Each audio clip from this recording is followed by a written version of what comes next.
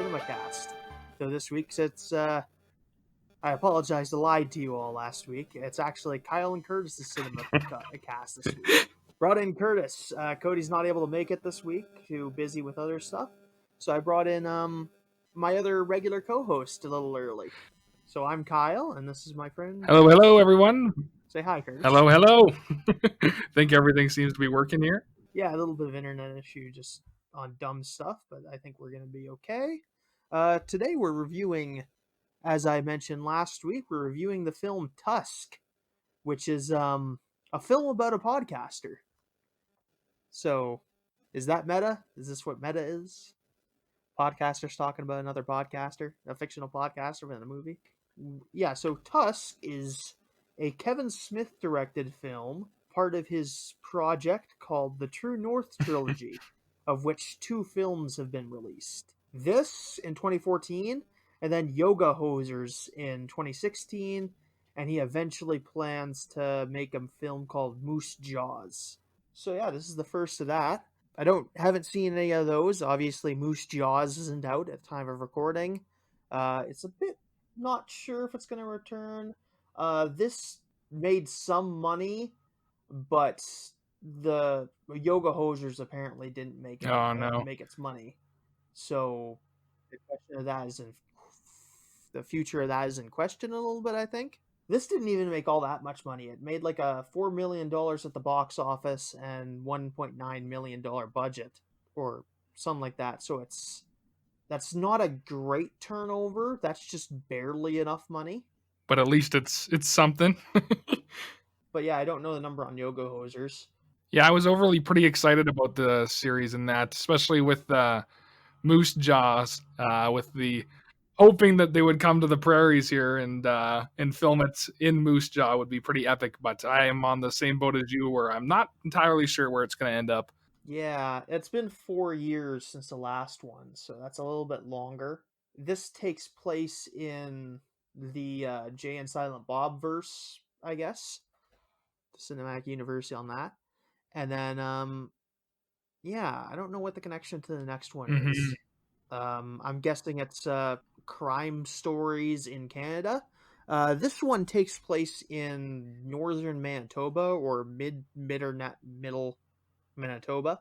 It got about mediocre reviews. It's like it's got like 5.3 on IMDb, 45 on Rotten Tomatoes, and 55 on Metacritic, along with like 50% Google users like it, which yeah, that's about right, honestly. It's an interesting thing. It's kind of going for a bit of this human centipede vibe, where it's like body horror, but it's I mean, I was able to get through it, and I'm pretty squeamish about it, so stuff like this. So, did you laugh at all, or was it very much horrifying? I mean, it was tried to be silly enough that it kept you like it wasn't like terrifying, but like steadily unnerved. I agree. Yeah, because it's got a bit of a silly premise, which does a lot to mediate stuff. Still not. It takes itself seriously enough to be threatening. It's just not. Which I think it's good for what it is. I wouldn't care. I don't think a lot of people really legitimately care for that sort of really gruesome body horror. Which, I mean, there's obviously I don't mean to diminish the subgenre at all, because it is valid, and if I do this podcast for long enough, I'll definitely get into some Cronenberg shit. So I think we'll get into the plot a little bit. Stars Justin Long as an American podcaster who meets with old man Michael Parks. So we open the plot to just some generic opening credits sequence stuff. They pull the based on actual events sticker, which no, roll my eyes. It's pretty legit. It's pretty legitimate. It's a very interesting film. I think it Canadian representation, it's a mix of like stereotypical stuff and normal stuff. Just one second. Oddly enough, the French character is somewhat. He's not like they have one detective who's from Quebec, and he's somewhat silly, but I think he's played. I wouldn't quite call him a caricature of Quebec, which I don't know is something too many people would pick up on, but he's not like a thick Yeah, he's thin more of like caricature. a wacky individual, just period. Yeah, and he's a fracky guy who happens to be French. So yeah, we're introduced to our main characters, who are a couple of shock jock podcasters. Played by Justin Long, playing Wallace Brighton, and Haley Joel Osment playing Teddy, backup, who is his co-host. They run a podcast called the Not See Party, like NOT space SEE party. The premise of it being that Wallace will look up some weird video that Teddy hasn't seen, describe it to him, and then they'll like make fun of it quite a bit. He's a really douchey individual. Like, it's very lowbrow podcasting, unlike this show, which is very highbrow all the time. Luckily, I don't have a professional editor who will add in stuff that will contradict me as I'm saying this. They are currently doing an episode on this internet sensation called the Yes. Kill Bill Kid, which is a bit of a parody on the Star Wars Kid.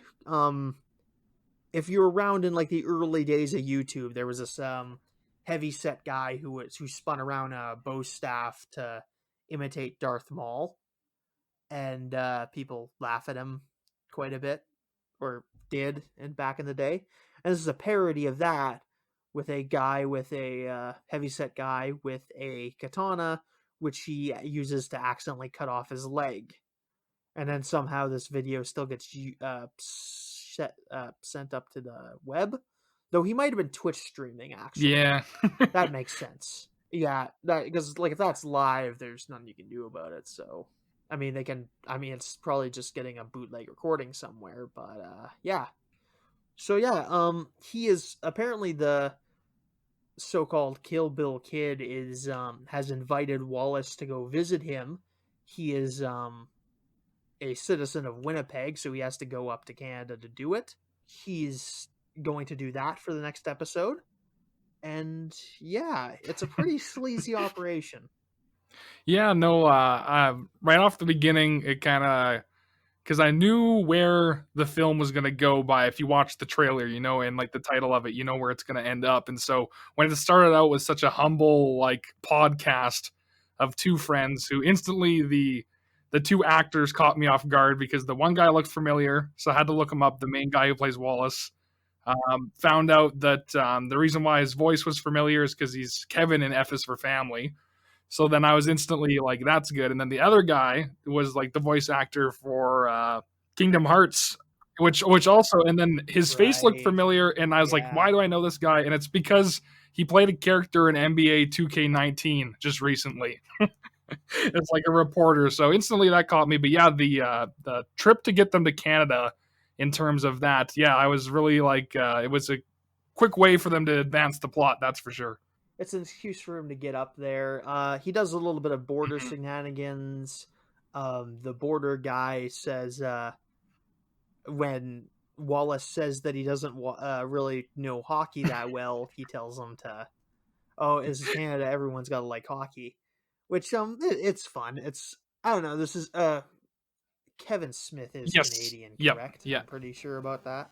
So he definitely plays fun. He has fun with the whole what the outlook on Canadians are in that, and he plays around with it. Yeah, it's a directing choice depending on how heavy you want to go with it. You really could have set this anywhere. Like, it's not necessarily this exactly be the setup, but in fact, it actually raises questions this being in Canada, which I will get into later. But kind of interesting. There's not too much they can do here that they're able to do with this setting that they're not able to do with most other Mm-hmm. settings.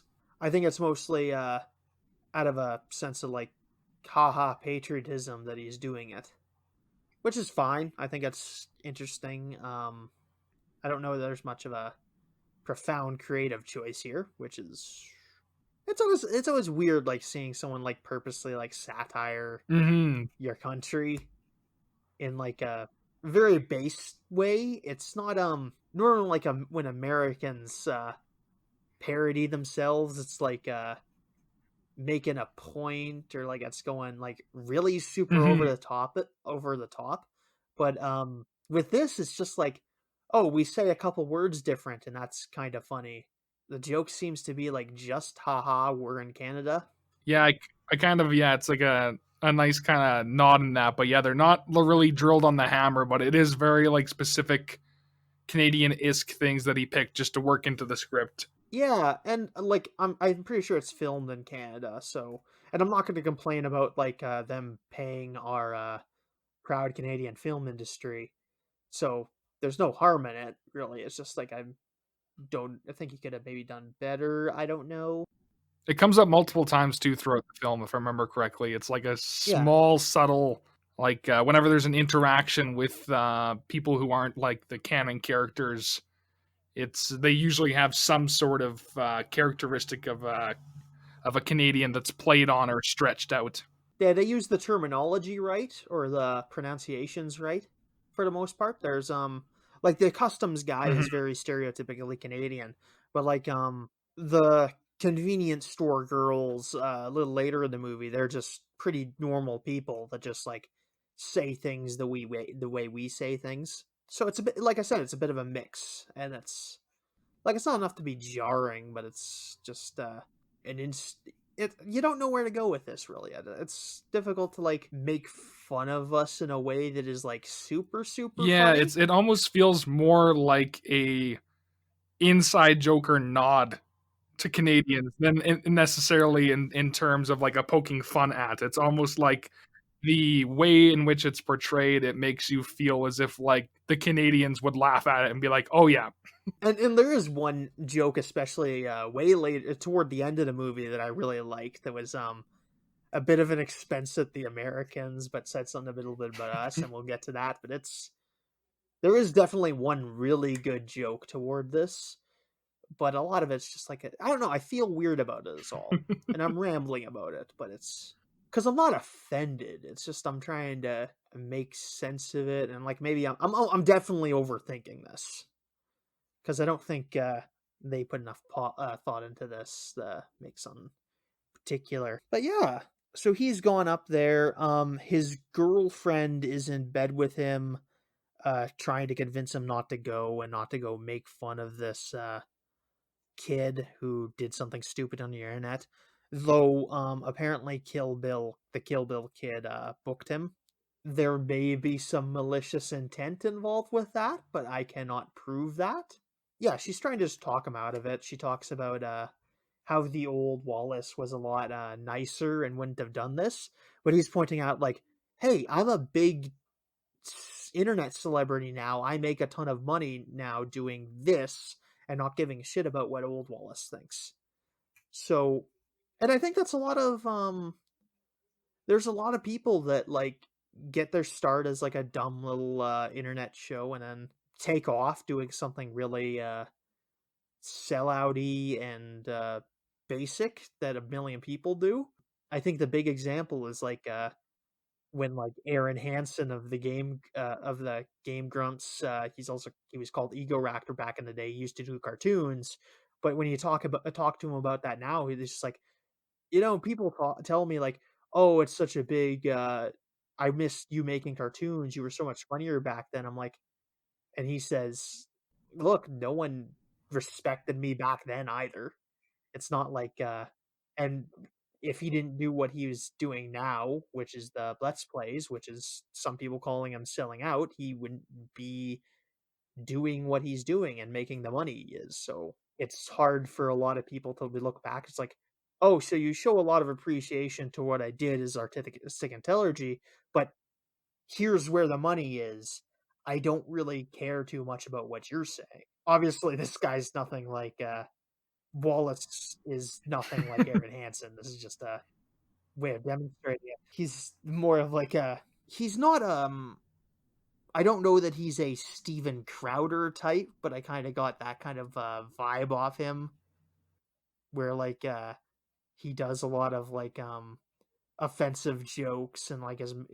I can see this guy going on like a dumb homophobic rant, like Crowder would. Though he's not like a big. He's not a conservative commentator. He's just some douchebag on the internet. Which, yeah, he's just got that vibe about him that a lot of people wouldn't like, but a lot of particularly young kids like to watch. Which is just a fact of the matter. Kids get into shit, and it's not Yeah, always he very definitely good. plays the role of like that pushing the boundaries type comedic podcaster who isn't afraid to say anything that comes to mind, basically. And so I quite enjoyed this scene where it was like old Wallace versus new Wallace, because it wasn't like a quick statement that they just blew over where it was like, oh, well, I missed the old Wallace and that. It was like a good 2 to 3 minute scene that went back and forth between old Wallace and new Wallace. And so it was neat. Yeah, and it's like hard to. It lays out the sympathetic pattern here. It's like, what? Yeah, sure, I was a nicer guy back then, but that's not like it got me anywhere. And because it's a big temptation for a lot of people to be like, I could just be making Fortnite videos and making a ton of money, and that's not true strictly. But if you have like a mild audience, and you can maybe turn that over into something if you do that more common, because it doesn't, because there's a lot of really popular YouTubers and such that don't seem like they do a lot of work, which I don't know that that's strictly a bad thing. Like, it results in some bad things, but I'm not going to begrudge people for like making more money than what society says they should. Cuz like I saw like a news article a while back that was just like, waitress pulls in 100K in tips. And I'm like, okay, good for her. That's fine. I'm not offended by this random waitress making Mm-hmm. six figures, cuz isn't that like like capitalism's hard enough to survive in without like, oh, suddenly you need to be doing the proper amount of work before you can make the proper amount of money. And frankly, the people who really make a ton of money in this, are they that hard of workers? There's some that aren't, but there's some that are just like dumb pieces of shit that are only making their money because they already have money, and it's difficult to steal that momentum away from them. I guess this scene with the new Wallace and old Wallace takes place before he goes to customs. He does make one joke about Americans inventing sadness, because our colors are red and white and your colors are red, white, and blue. So we don't have the blue, so that means we don't have sadness. Which, yeah, that's one of the better jokes they make. So he arrives. He gets a call from his girlfriend Allie, whose call he declines because she's probably a little mad at him right now because he went up to Canada without making it cool with her. It's at this point he pulls up to the guy's house, realizes there's a bunch of cars sitting there, and that they are dealing with his funeral. So, yeah, apparently the Kill Bill kid committed suicide. Given the timing, I don't think it's unreasonable of me to say he did it on purpose, as right as he invited Wallace up to Canada to do the podcast. I think this was maybe him proving a point to Wallace, which I guess, yeah, fair enough. Yeah, it was very much like a curveball that I wasn't quite expecting to begin with, if I'm being honest. I mean, it follows, I guess. I mean, if Mm-hmm. you're in that dark state of mind, I mean, obviously, the answer is obviously therapy. You talk to somebody. There are numerous resources in order to help you if you're in such a situation. So, but this is how this guy chose to go about it, which is, yeah. So this doesn't really phase Wallace. He's just angry that he didn't get his story, and he's kind of like wasted a plane ticket up to Winnipeg. I don't see what the difference between that and just going to Winnipeg on purpose. It's all just wasting a plane ticket. There's my Winnipeg Just get anti-Winnipeg it out. joke. There, don't worry, Winnipeg listeners, that we're done. That's going to be the only one, probably, unless I just can't help myself. Not that I can think of another one. That was really just an easy curveball. And really, I would have said it no matter where this plane was going. It's like any, because there's always like you're either taking a plane somewhere relevant or you're going someplace that isn't. Not to say Winnipeg's a bad place, but It's a yeah. part. It's a part of our Anyway, country. yeah, It's yeah, Canada. it's Canada. I'd be either which is already means you're better off.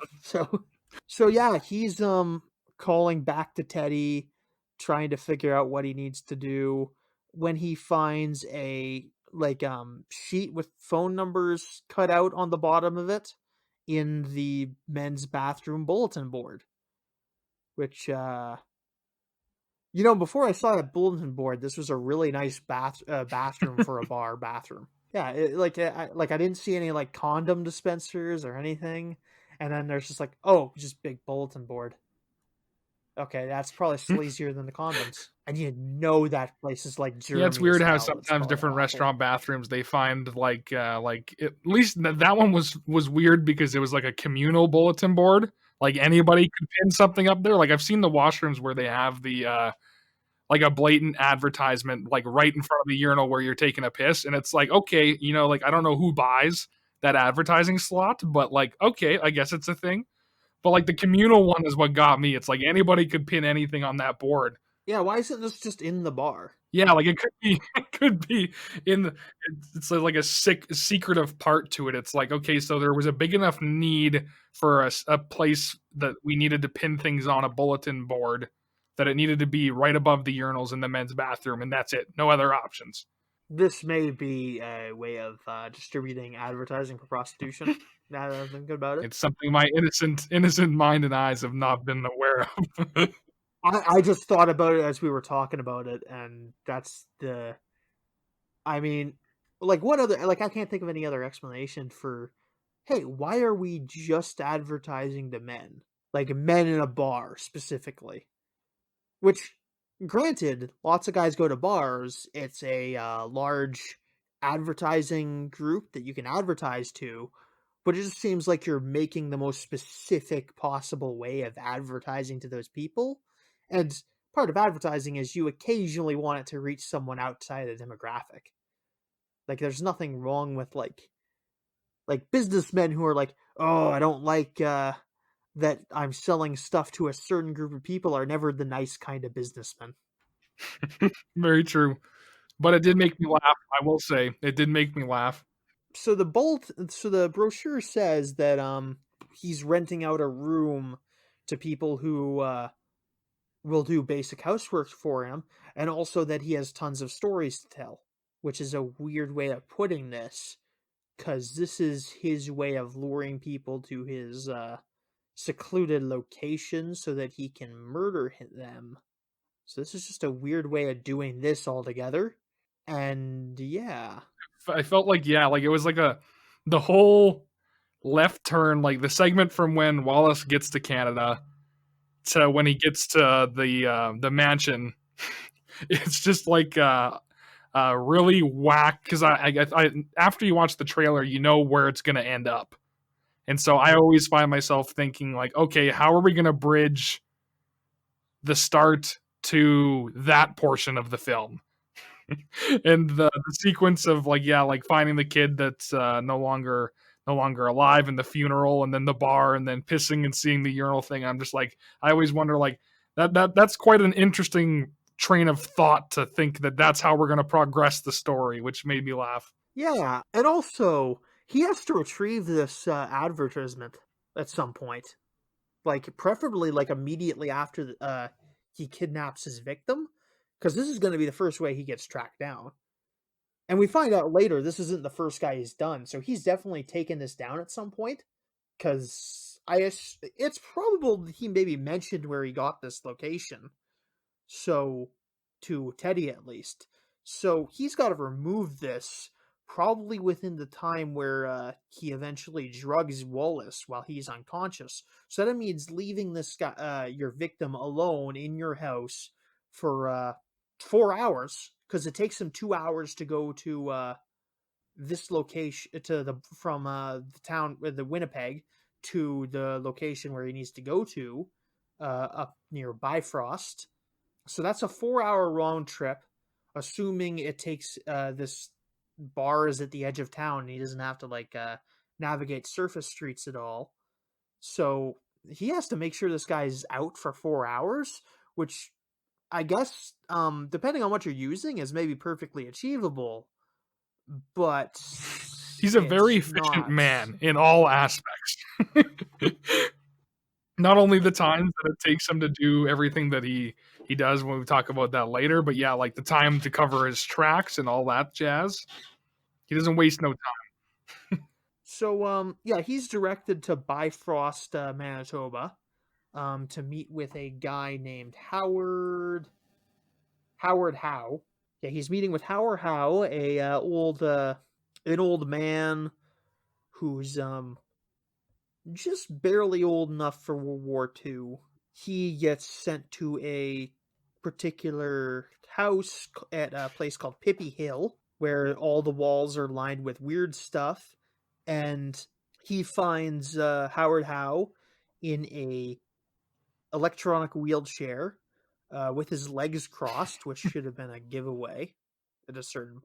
I mean, I guess you can move your legs like that, but they'll just fall out of place every 3 seconds. So I don't think a lot of paraplegic people usually do that, because doing it requires a bit of leg control, actually. So he offers Wallace some tea, and they go through some stories. This opens up with Wallace complaining about his mom and grandma, because he's a dick who needs to talk about how his parents are terrible. Although his parents could be terrible, that's entirely possible. He's actually Howard at first seems like a little bit shy, like old fashioned.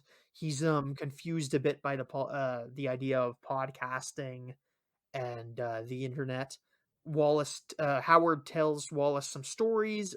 First of all, how he met Hemingway, and how he shared a drink of him because Hemingway had been told he couldn't fight in D-Day, so that was a thing he has. He still has the Weiser's bottle from when they did that.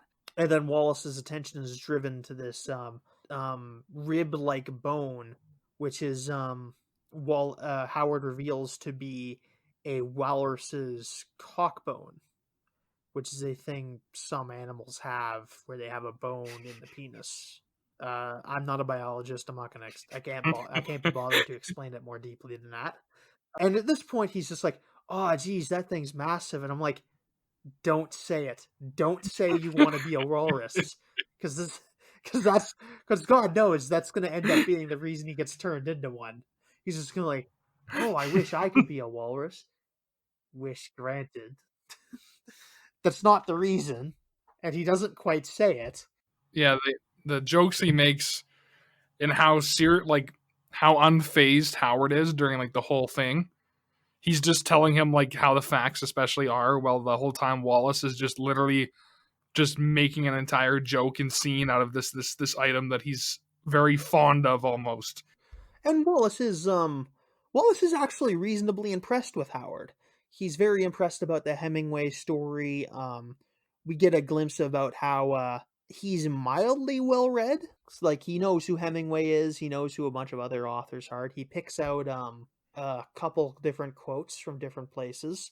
He does make a bunch of lewd gestures with the walrus cock. We get a good sense of what Wallace's character is, which is important. We don't get to sympathize with him. He's still a bit of an asshole, but beyond on like a basic intellectual level. But he is very much somewhat well read, if very idealistically well read, like the kind of guy that focuses a lot on like the glory of war conquests and stuff, which is a form of historianism which I don't so much prescribe to. Just not how I like to look at history. It's just a lot of different way of looking at it. Very much looking at it in terms of history of big manly men who do things that need to be done, and heroism, which is somewhat limiting toward a historical focus. But yeah, it's the point is he's kind of mildly Mhm. well read. The point it's trying to make is like, okay, he is a human being. He's just like a very crappy human being that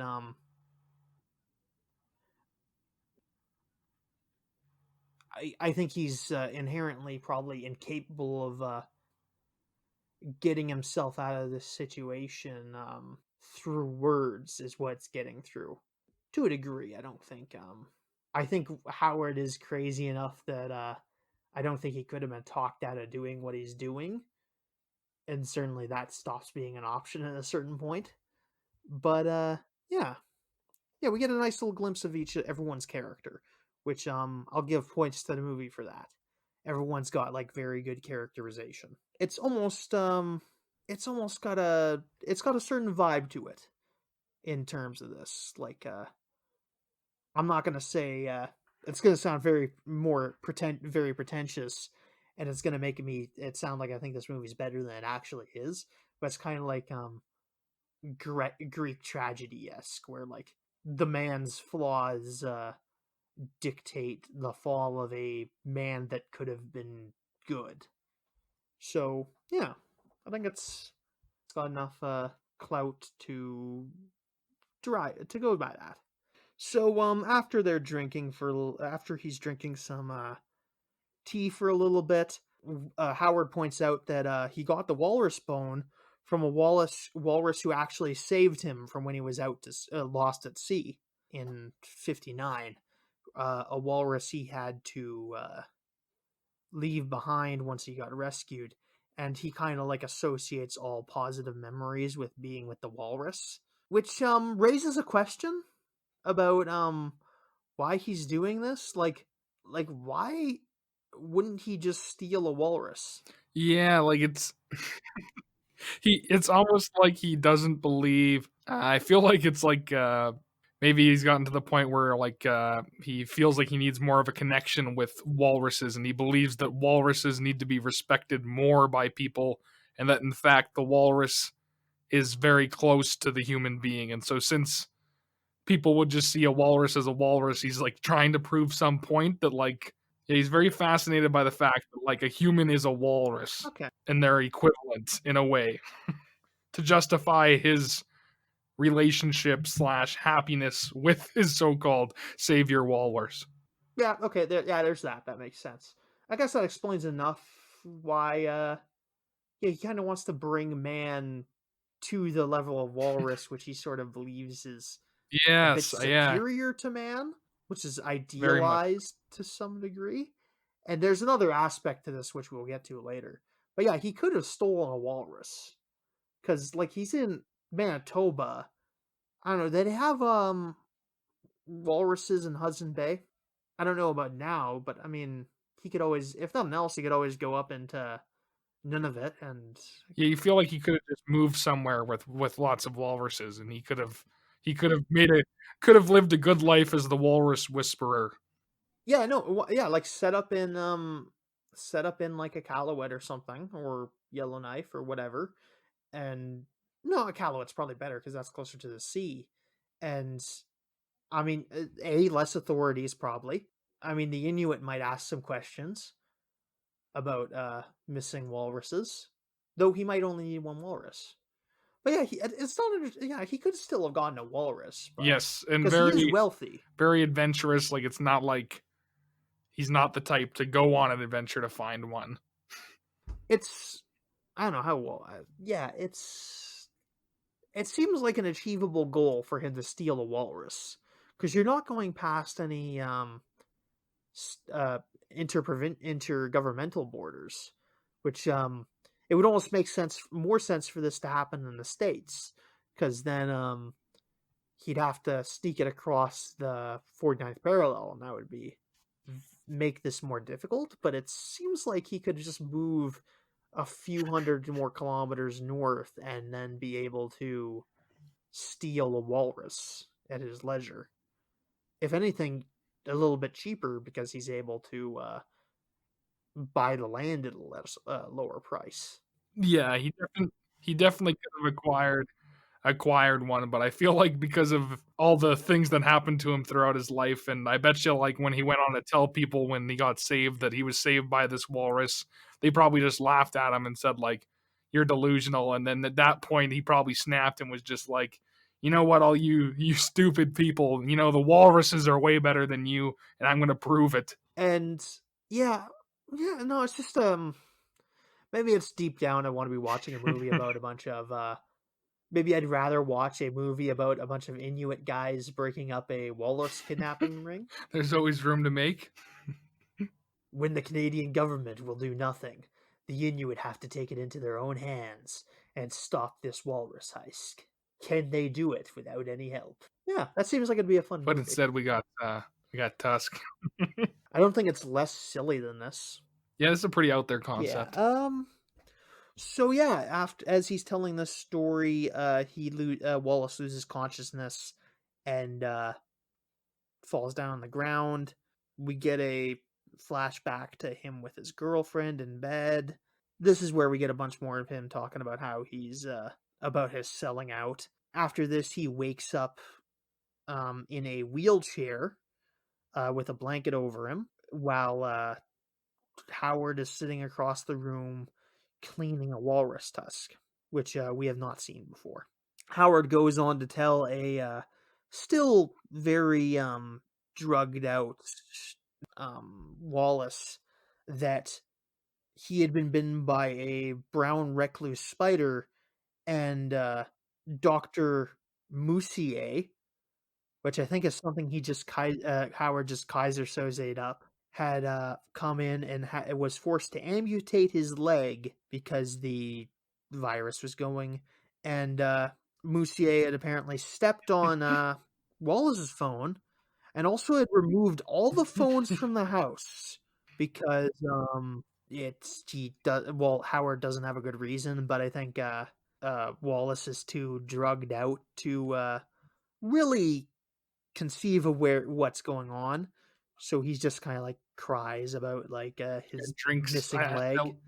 I love how it's both actors handle their characters during this scene.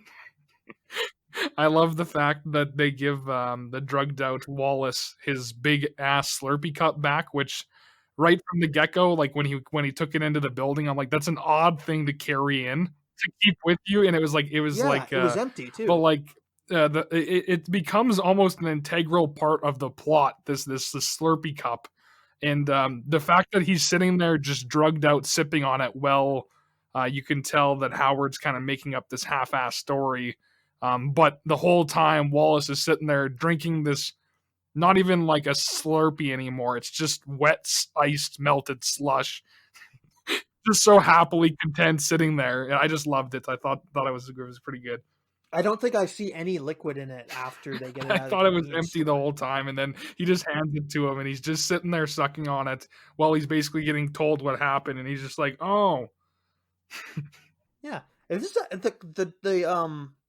it's like a super big gulp cup, and it's actually kind of integral to the plot because it's actually how they track him down a little bit later. They figure out, yeah, they're just like, okay, where would he have been before he left?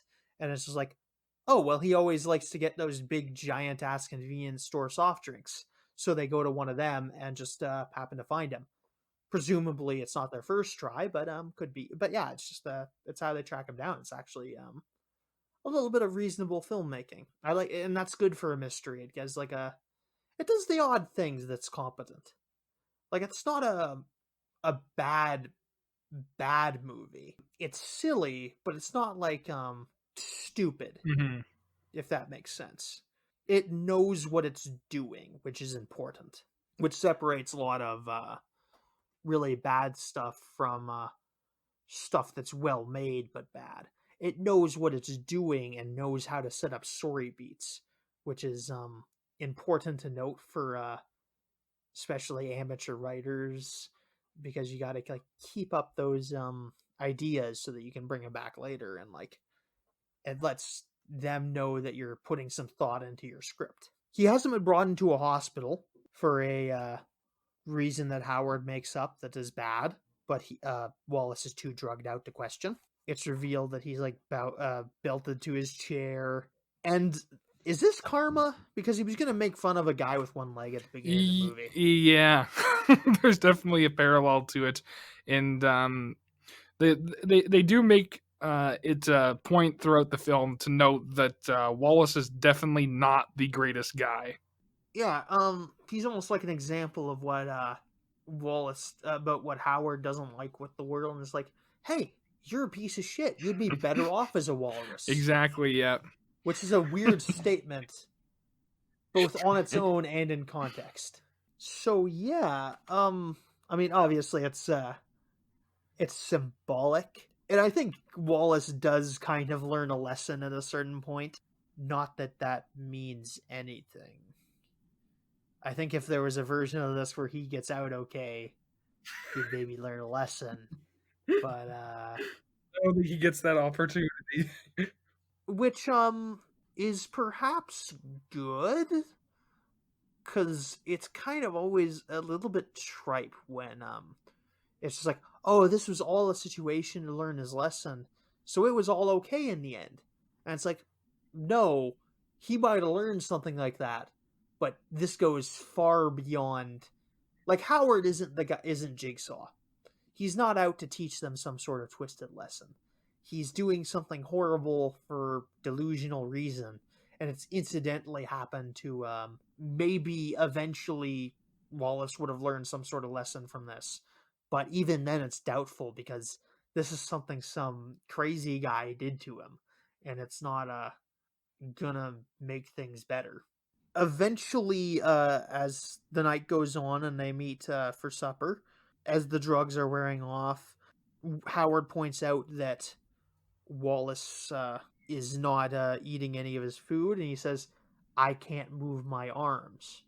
And it's clicking in his head now that the drugs are, well, some of the drugs are wearing off. He's steadily being put in with some morphine, which is going to be bad for him later on. But he's realizing what's been done to him, that Wallace has cut off, or that Howard has cut off his leg, and that Howard is some sort of monster that he needs to escape. Though he doesn't get a lot of time for that. As Wallace starts yelling at him, Howard stands up from his wheelchair and slaps Wallace across the face. Which, yeah, I kind of knew he wasn't paraplegic the entire time because of the leg crossing. And it was almost stupid of Wallace not for noticing. I mean, if you're not around paraplegics a lot, it may be difficult for you to get that through your head. But I mean, it's something I picked up on very quickly. Though I have been around people in wheelchairs a fair bit, so I know vaguely how it works. Yeah. Yeah, it's definitely a defining moment where Wallace quickly realizes just how much that he thought was true probably isn't. Yeah, it's almost a little bit of a. It's actually a fairly well written scene where, like, it takes into account the amount of drugs he's under and treats him differently at different times based on the drugs, which I think is actually working. Some people might criticize this who know more about this shit than I do, but yeah, I think it works out all right.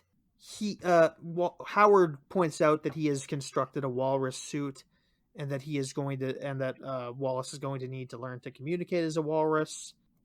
And yeah, we fad back to Allie giving some monologue about she's giving it to Teddy as she cheats on Wallace with Teddy, which Teddy doesn't feel all that guilty about, because Wallace talked openly about cheating on Allie with fans, which I did recently have a YouTuber just say in one of their videos, "Hey, don't have sex with YouTubers. It's probably bad."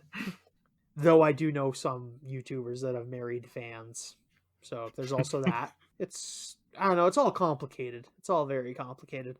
And ultimately I'm not out to tell people what relationships are good as long as it's between consenting adults, I should say. I'm not out to like I'm not really qualified to tell people what relationships are good and bad, barring the obvious, of course. So she gives a monologue about this, and like that's supposed to be like metatextual about her Mm-hmm. relationship with both of them. So it's difficult to follow. Wallace is woken up by his ringtone, which is this really obnoxious thing. Which it's weird that Howard didn't get rid of that more Yeah, he just thoroughly, kind of threw it and was like, yeah, because it's it got stepped on by actually no, he just straight up left. He just straight up left it where it was, pretty much. Like it was still in that main yes. room, I think. So he didn't do anything with it. Like he should have At least destroyed it hit it. to some degree. Like like he told them this story about how all the phones were removed by Dr. Moosey or whatever, and then he literally just leaves the phone on the table. But I guess he's got bigger things at that point he was doing. Or maybe he just doesn't straight up doesn't understand phones. He's old. It's possible.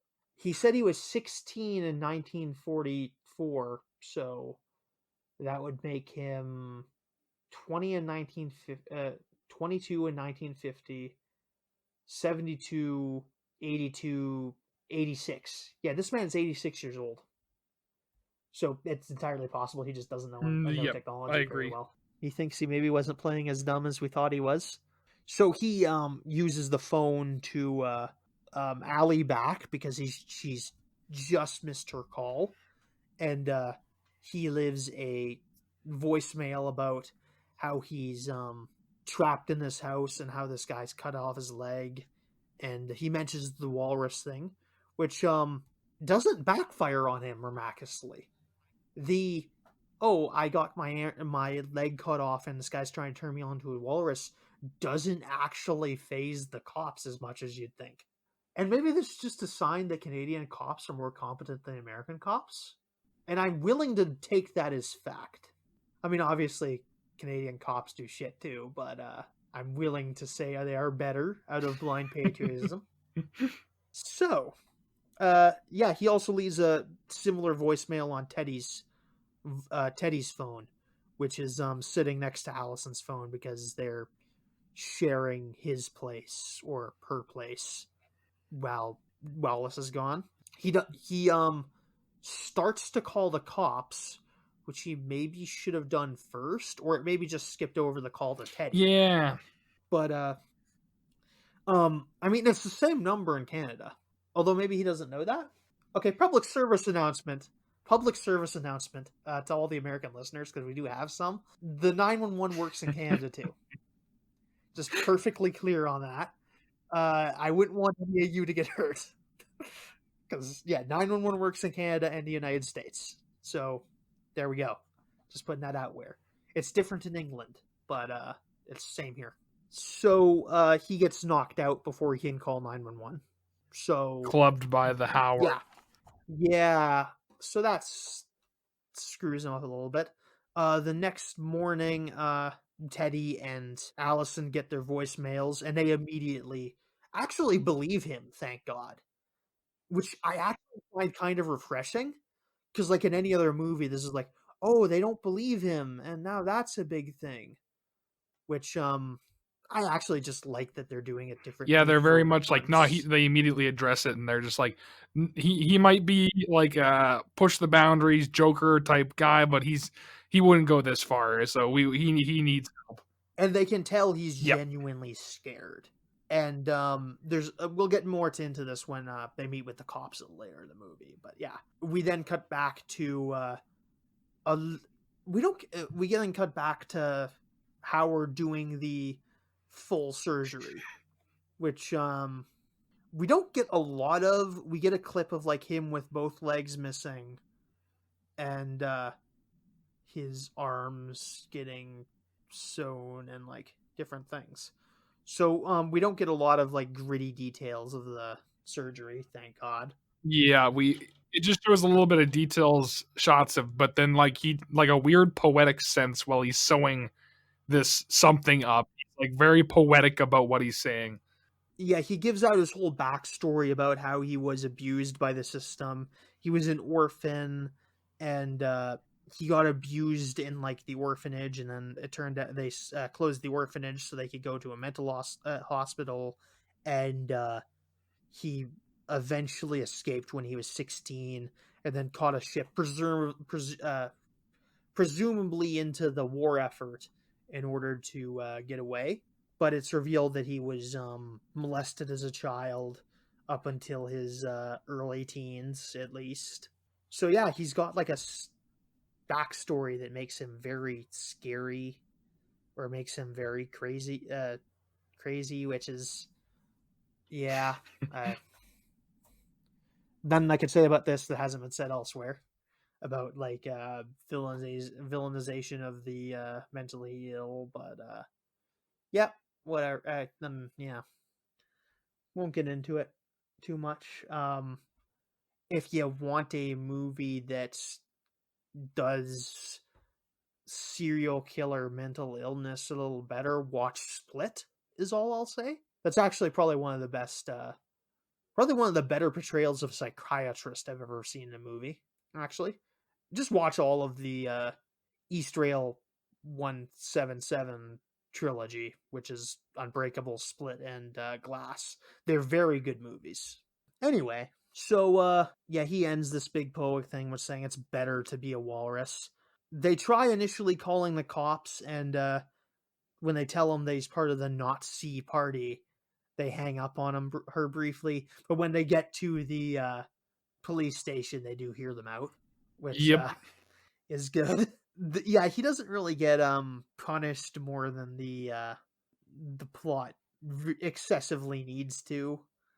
And that's the only time we get really trouble from the police not believing them. They meet the police station and they're going to look for him. He may have not believed them as much, but they've had some other missing person reports in regards to people bodies being found with missing legs. So they direct him to meet with this detective from Quebec who has been working this case for a long time. So they track him down. They meet with him. They name drop the name of the trilogy. We're introduced to the detective whose name is, what is his name? It was a mouthful. That's all I know. Guy Lepont. Played by Johnny Depp. Not known to me if I pronounced that correctly, but when I looked it up, it was Johnny Depp. I almost couldn't believe it. Yeah, no, it's very he's got a lot of makeup on, and like he's a guy that'll go into a lot of makeup if he wants to. You gotta give him that.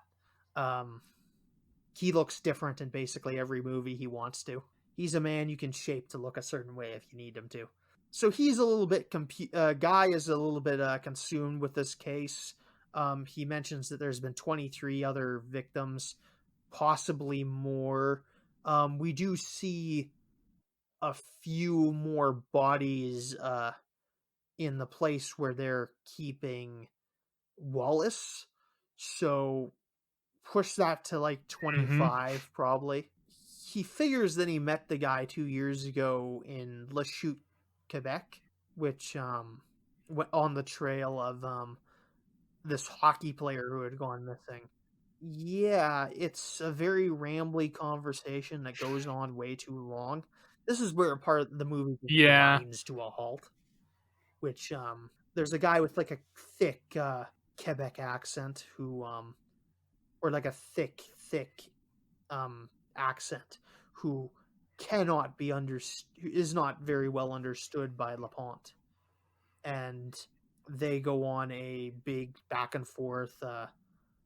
The other guy with the accent wants to kill the spider.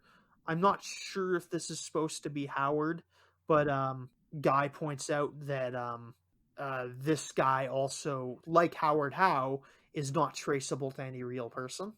It's possible that this is the guy.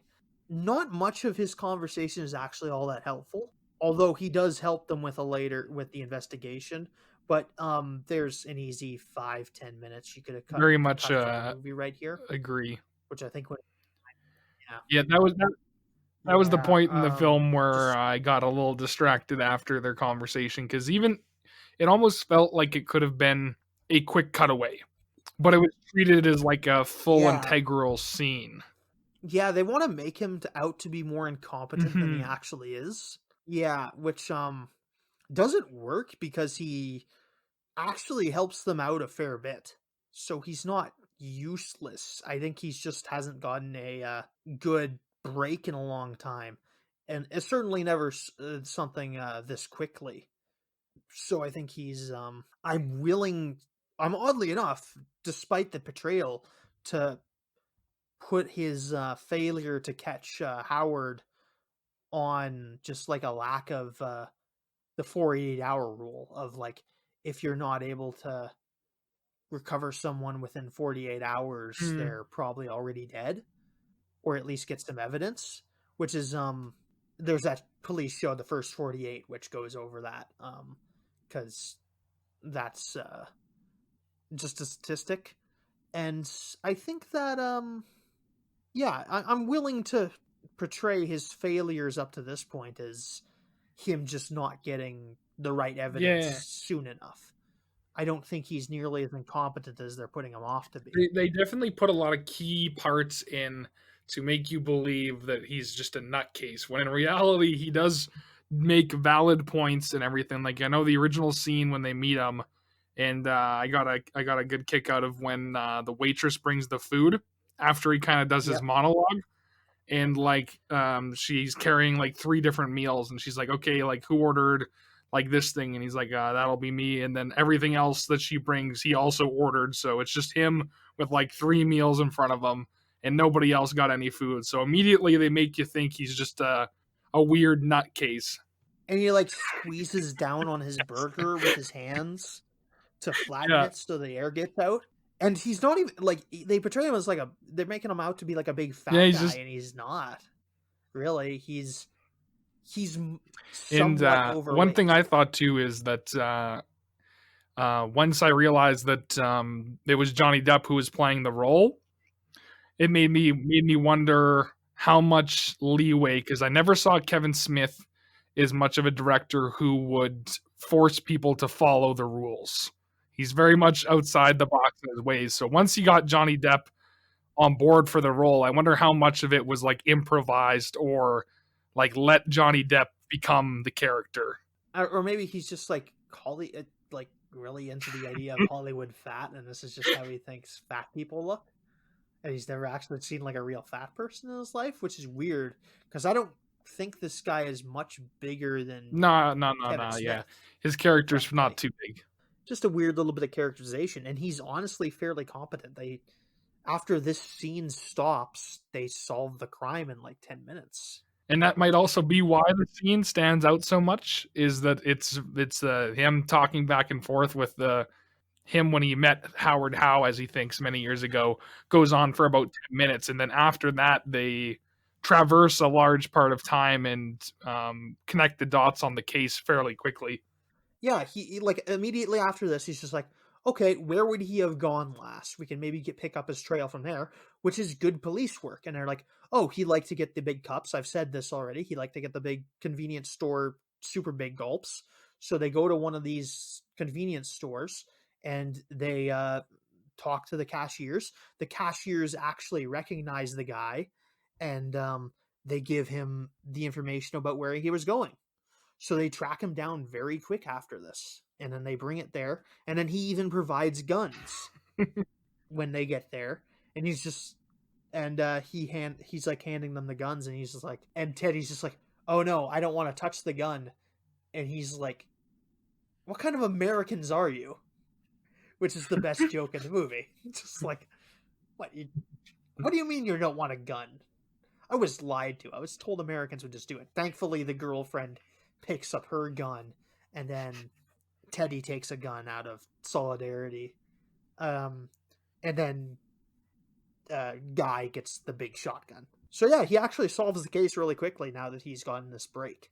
Yeah, it's just a weird bit of characterization that I don't think works. So we cut back to Wallace a little bit. Oh, and by the way, the guns I don't think are stuff that's provided by the police department. So he just supplies like illegal firearms, possibly, so that they can save this They're all blinged save out. Wallace. So he's actually a pretty yeah. So he's a stand-up guy and everything. So yeah, it's just, I don't know, just a bad little characterization. Maybe it's improv that's just like not sitting well with the plot. I don't know.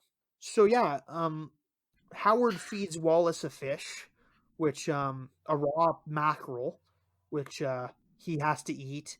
Howard bonds with Wallace by like leaning on him, and Wallace is just like really uncomfortable. He can't talk because his tongue's been cut out.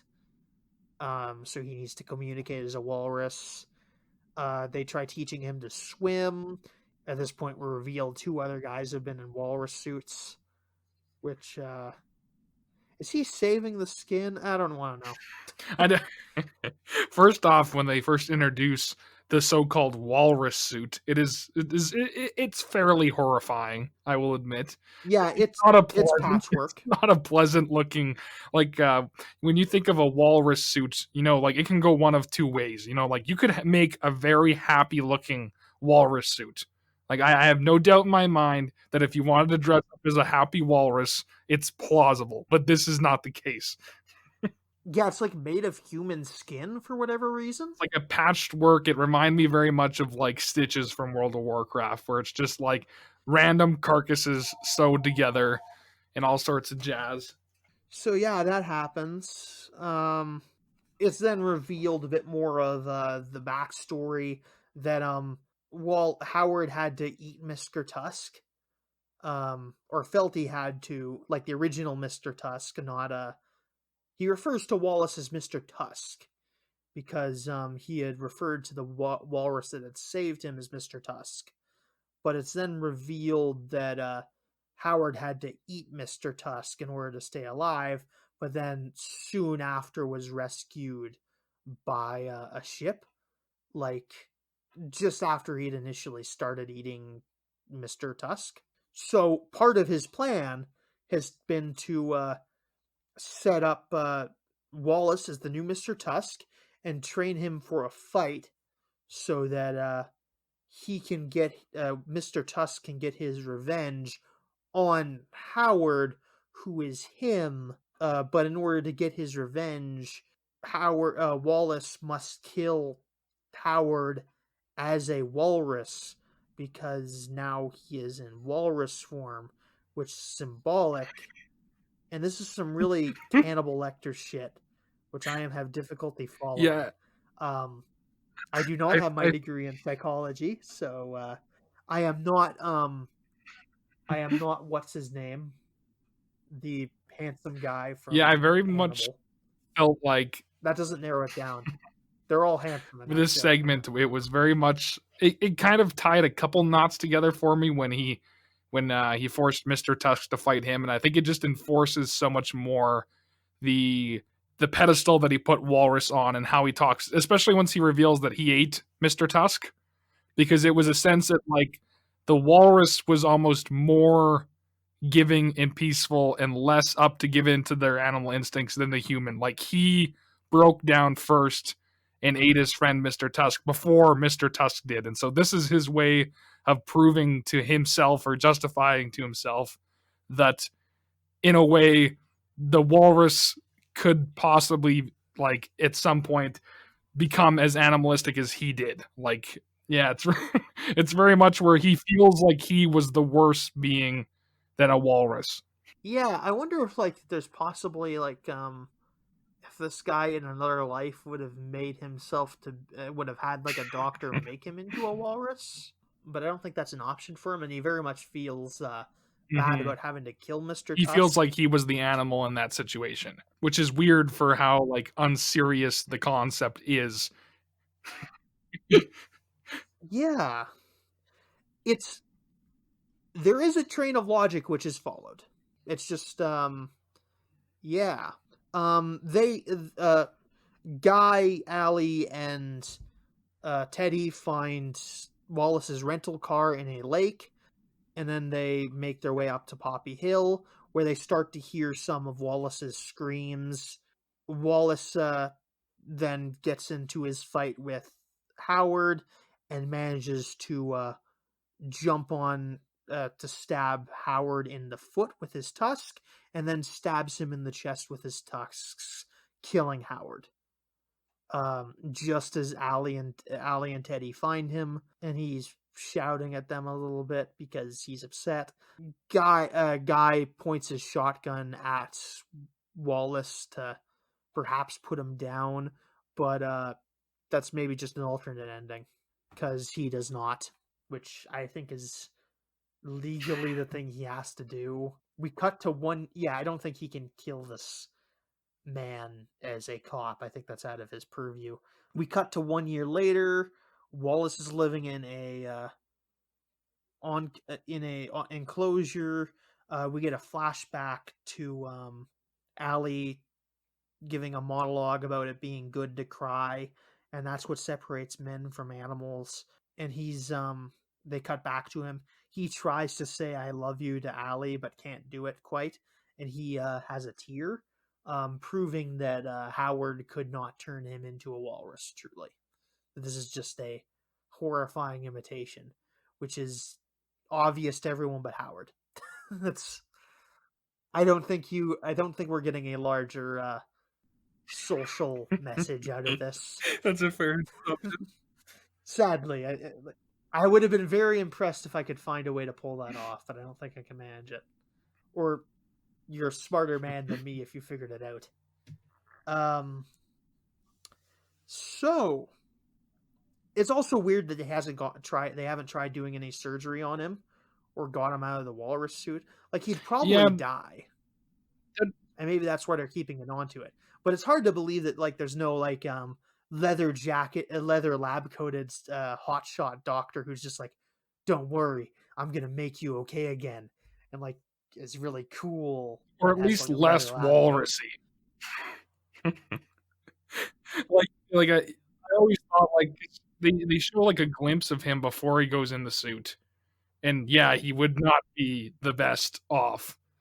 But at the same time, he is just in a walrus suit. So, like, the fact that he was never removed from the walrus suit, it's just like, yeah, I just picture him being forever stuck. Like, if like a mascot for like a sports team was just forever stuck in the costume and just nobody bothered to be like, hey, we could try help take the costume off. Like, I guess the argument is that he's mobile and stable, I guess. I don't know how stable he is, actually. It brings up the question to me, if whether or not they even told anybody about Wallace's survival, because the fact that he's at like this abandoned zoo. Yeah. You know what I mean? So that kind of gave me that vibe where it's like maybe they never did report this weird walrus creature to the authorities. I don't know why, but that's the only way that I could think of why they wouldn't try and help him, because I can't see the cops being like, yeah, just throw him in this abandoned thing and bring him a fish every once in a while. That doesn't seem like a logical, like, justice choice. I mean, I doubt, like there's no option that gets him into like back to normal, but it's weird that no one tried. They just bring him his fish. And I don't know that that's realistic. Yeah. Because I don't know if that was like, everybody's choice, or if it was like Teddy and Allie's choice, where it was like they realized the guy was going to kill him. Yeah. And they didn't want that to happen, and so they decided this way where Wallace could live in quotation marks. Yeah, it's not good. It's not good situation. Well, what do you give the movie, Curtis? Numbers are difficult. But I've always been one who gives ratings higher than probably other people. I've got a very optimistic attitude, and as much as it was a whack, definitely not everyone's cup of tea, it had some good things going for it. So, I'd say like a 6.5.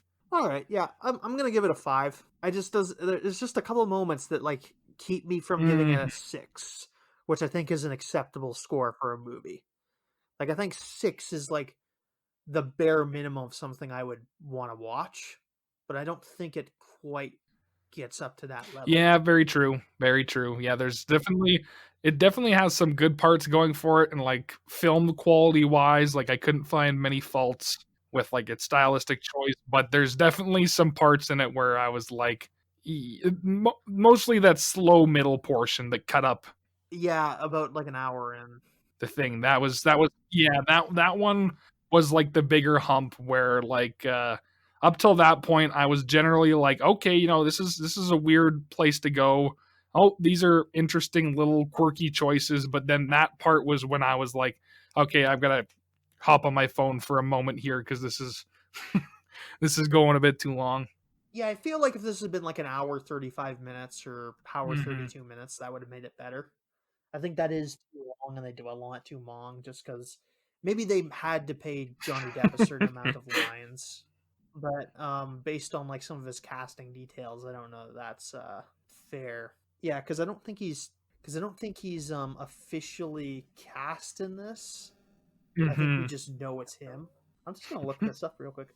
Tusk, Walrus Man's true story explained. Oh, the true story is it's just a guy who had to wear a walrus suit in exchange for rent. Um, I don't think he was murdered at all. And is there a chance that the walrus suit was like a little bit more or less just a happy walrus suit? Yeah. I think it's just. Oh, it's just the ad that they're judging from. Yeah. No. Apparently, there was an old man who took out a fake an ad that said you'll get rent money for dressing in a walrus suit. So that's nothing like what we get here, Yes. which is like the most disingenuous. Like honestly, hmm, keep this in mind. Keep a pin in this for later, just between you and me. I don't know if we'll use this, but keep that idea in your head that I about this being different from the real events. Anyway, yeah. I feel like if So yeah, just a bit longer than it yeah, probably needs and to I be. feel like if Pixar made Tusk or like Disney made Tusk, I feel like the same story could be told in a very less horrifying way. Where like instead of like a walrus suit, it's just you become a walrus. Yeah, yeah. There's probably a G-rated version of this if you really If want that's to. something that you wanted to see, just like the same um yeah, concept, less killy and murdery and more just like you need to be more of a walrus and someone gets turned into a walrus and they live as a walrus for a bit and learn their lesson. Like you said, that classic concept where everything goes back to normal, not somebody mutated to Is that just Brother Bear?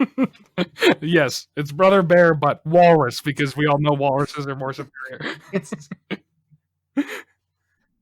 I think we're vaguely describing Brother Bear right there, which is a Disney film that honestly actually has Inuit in it. So that's another thing. So next week is our Thanksgiving episode, which I will have a hopefully a guest host on for. I just need to confirm that with people. I will surprise you guys. It is going to be the Trauma Turkey musical movie. I forget what it's called. But yeah, that's going to be our Thanksgiving episode because Canadian Thanksgiving is in October as God intended, because that's when you're supposed to have it. Oh god. And Curtis will be back at the end of the month to review the final. Oh yeah, I guess this is one of our follow. I guess I should mention this is a bit of a Halloween themed episode because it's horror. Ooh. We'll bring all the spooky festivities. Yeah, he's going to be back for the final Halloween episode at the end of the month. So yeah, you'll be seeing him very soon. We just got him on a little earlier. Obviously, like I said, we had some scheduling difficulties. So yeah, he'll be on. You'll be seeing Be him pretty happy to be soon. back. It was a lot of fun. In 3 weeks, I will reveal that movie in time. So Curtis, why don't you tell the audience where they can find you? If you want to find out, so they can track you down and and punish you for replacing Cody because they've missed him so much. punish me for that, and then ridicule me about my somewhat positive comments on Tusk. But if you want to see more about what I'm up to and what I do, I run a YouTube channel called the JustPlainUniverse, and I do some weekly videos, comedy ones, but I focus mostly on a web series called Pawhead Your Local Superhero. So if you want to check me out, Just Plain Universe is the place to do it. Yep, and keep an eye out for that because that'll eventually get a few more episodes sometime next Yep. year, We I had believe. some stuff get settled down because of the wacky year we've had this year, but we've got the funding and everything in place, and we should be starting filming soon. So 3 more episodes to complete the first season coming out hopefully next year. But yeah, check out Pothead and Crack Boy. It's very good. He wears a pot on his head. He doesn't actually smoke pot, just so people know. We like to have fun. Yeah, so Curtis will be on the show 4 or 5 times, probably monthly-ish at very least, unless I need someone maybe. But No, I look forward to it greatly.